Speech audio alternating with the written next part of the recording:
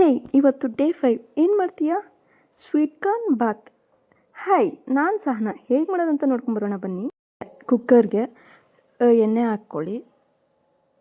4 to 5 table ಸ್ಪೂನಷ್ಟು ಎಣ್ಣೆ ಹಾಕ್ಕೊಳ್ಳಿ. ನಂತರ ಇದಕ್ಕೆ ಅದು ಕಾದ ನಂತರ ಇದಕ್ಕೆ ಚಕ್ಕೆ, ಲವಂಗ, ಸೋಂಪು, ನಂತರ ಇದಕ್ಕೆ ಕಸ್ತೂರಿ ಮೆಂತಿ ಎಲ್ಲ ಪಲಾವ್ ಎಲೆ ಇರೋವೆಲ್ಲ ಹಾಕ್ಕೊಳ್ಳಿ. ಆ ಮಿಶ್ರಣವನ್ನು ಎಲ್ಲ ಹಾಕ್ಕೊಳ್ಳಿ. ಜೀರಿಗೆ ಸೇರಿಸ್ಕೊಳ್ಳಿ, ಚೆನ್ನಾಗಿರುತ್ತೆ. ಈಗ ಸಣ್ಣದಾಗಿ ಕಟ್ ಮಾಡಿರುವ ಈರುಳ್ಳಿ ಹಾಕ್ಕೊತಿದ್ದೀನಿ. ನಂತರ ಅದು ಚೆನ್ನಾಗಿ ಫ್ರೈ ಮಾಡ್ಕೋಬೇಕು. ಹಾಗೆ ಹಸಿಮೆಣ್ಸಿನ್ಕಾಯಿ ಹಾಕ್ಕೊತಿದ್ದೀನಿ. ಇದು ಆಪ್ಷನಲ್ ಇರುತ್ತೆ. ನಾನು 2 ಕಟ್ ಮಾಡಿ ಹಾಕ್ಕೊಂಡಿದ್ದೀನಿ ಈ ರೀತಿ. ಸೊ ಇವಾಗ ಶುಂಠಿ ಬೆಳ್ಳುಳ್ಳಿ ಪೇಸ್ಟ್ ಹಾಕೋಬೇಕು. 1 ಟೇಬಲ್ ಸ್ಪೂನ್ ಹಾಕ್ಕೊಂಡ್ರೆ ಆಯಿತು. ಅದು ಚೆನ್ನಾಗಿ ಹಸಿ ವಾಸನೆ ಹೋಗೋ ತನಕ ಫ್ರೈ ಮಾಡ್ಕೊಳ್ಳಿ. ಈಗ ಟೊಮೊಟೊ ಹಾಕ್ಕೊತಿದ್ದೀನಿ. ಅದು ಎಲ್ಲ ಸಾಫ್ಟ್ ಆಗಬೇಕು. ಆ ಟೈಮ್ವರೆಗೂ ಫ್ರೈ ಮಾಡ್ಕೊಳ್ಳಿ. ಈಗ ನಾವು ಬಿಡಿಸಿಟ್ಕೊಂಡಿರುವ ಕಾರ್ನ್ ಹಾಕ್ಕೋಬೇಕು. ನಾನು 2 ಕಪ್ಸಷ್ಟು ಕಾರ್ನ್ ಹಾಕ್ಕೊಂಡಿದ್ದೀನಿ. ನಿಮ್ಗೆ ಬೇಕು ಅಂದರೆ ಸ್ವಲ್ಪ ಕಮ್ಮಿನೂ ಮಾಡ್ಕೋಬೋದು. ಮತ್ತು ಇದಕ್ಕೆ ಲೈಕ್ ಕ್ಯಾಪ್ಸಿಕಮ್ ಇದ್ದರೆ ಕ್ಯಾಪ್ಸಿಕಮ್ಮು ಹಾಕ್ಕೊಳ್ಳಿ, ಚೆನ್ನಾಗಿರುತ್ತೆ ಟೇಸ್ಟು, ಫ್ಲೇವರ್ ಎಲ್ಲ.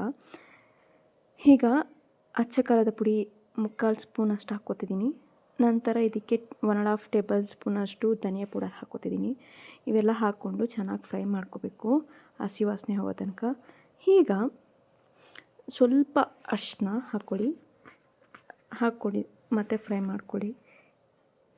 ನಂತರ ಇದಕ್ಕೆ ಗರಂ ಮಸಾಲ ಪೌಡರ್ 1 ಟೇಬಲ್ ಸ್ಪೂನಷ್ಟು ಹಾಕ್ಕೊತಿದ್ದೀನಿ. ಇದು ಅಷ್ಟೇ ಫ್ಲೇವರ್ಗೆ ಚೆನ್ನಾಗಿರುತ್ತೆ ಟೇಸ್ಟು.